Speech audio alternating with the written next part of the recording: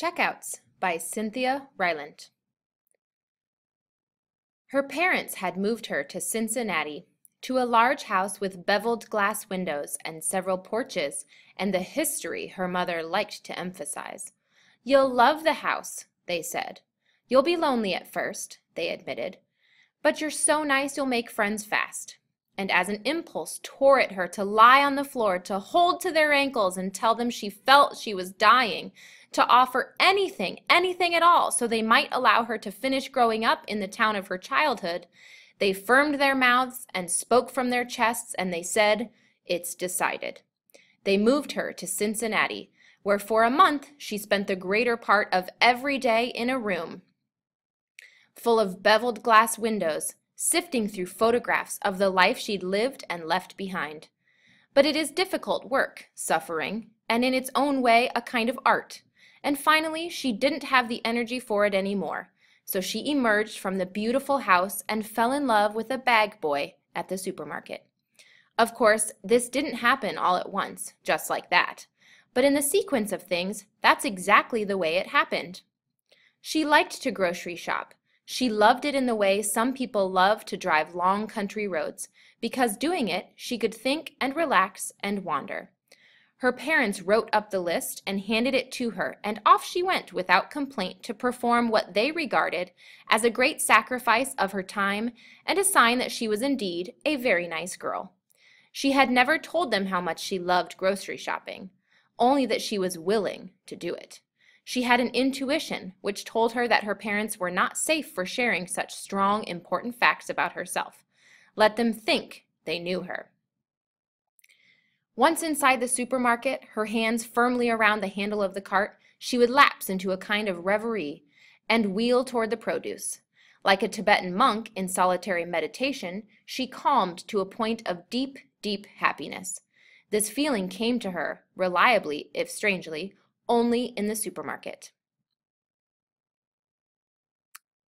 Then one day the bag boy dropped her jar of mayonnaise, and that is how she fell in love. He was nervous, first day on the job, and along had come this fascinating girl, standing in the checkout line with the unfocused stare one often sees in young children, her face enough away that he might take several full looks at her as he packed sturdy bags full of food and the goods of modern life. She liked him because her hair was red, and in it she had placed a huge orange bow, nearly the size of a small hat. That was enough to distract him, and when finally it was her groceries he was packing, she looked at him and smiled, and he could respond only by busting her jar of mayonnaise on the floor, shards of glass and oozing cream decorating the area around his feet. She loved him exactly at that moment. And if he'd known this, perhaps he wouldn't have fallen into the brown depression he fell into, which lasted the rest of his shift. He believed he must have looked a fool in her eyes, and he envied the sureness of everyone around him.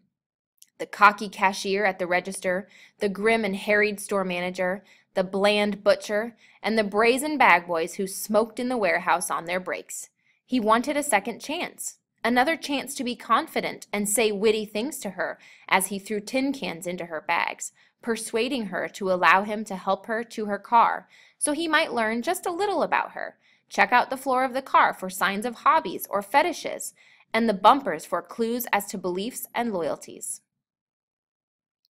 But he busted her jar of mayonnaise, and nothing else worked out for the rest of the day.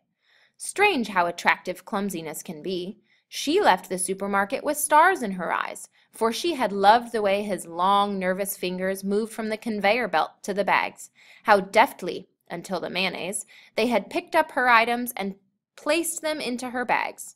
She had loved the way the hair kept falling into his eyes as he leaned over to grab a box or a tin, and the tattered brown shoes he wore with no socks, and the left side of his collar turned in rather than out.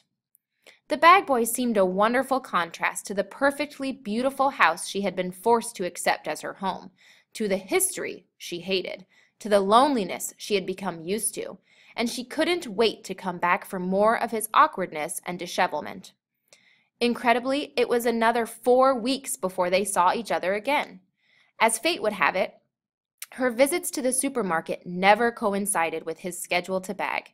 Each time she went to the store, her eyes scanned the checkouts at once, her heart in her mouth.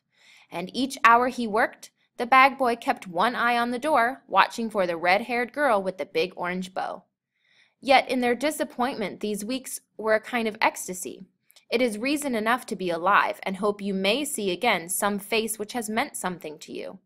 The anticipation of meeting the bag boy eased the girl's painful transition into her new and jarring life in Cincinnati.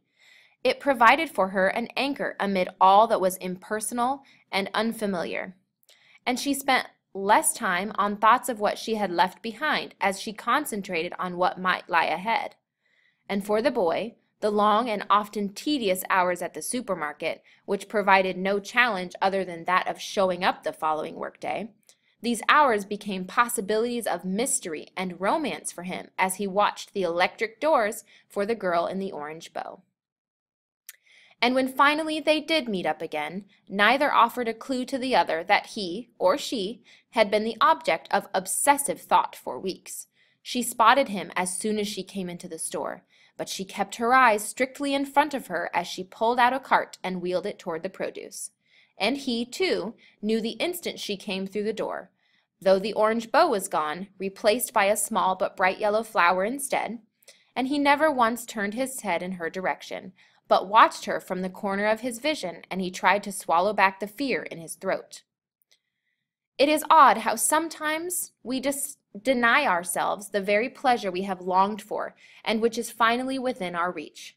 For some perverse reason she would not have been able to articulate, the girl did not bring her cart up to the bag boy's checkout when her shopping was done. And the bag boy let her leave the store, pretending no notice of her. This is often the way of children, when they truly want a thing, to pretend that they don't. And then they grow angry when no one tries harder to give them this thing they so casually rejected. And they soon find themselves in a rage, simply because they cannot say yes when they mean yes. Humans are very complicated, and perhaps cats who have been known to react in the same way, though the resulting rage can only be guessed at. The girl hated herself for not checking out at the boy's line, and the boy hated himself for not catching her eye and saying hello. And they most sincerely hated each other without having ever exchanged even 2 minutes of conversation. Eventually, in fact, within the week, a kind and intelligent boy who lived very near her beautiful house asked the girl to a movie, and she gave up her fancy for the bag boy at the supermarket.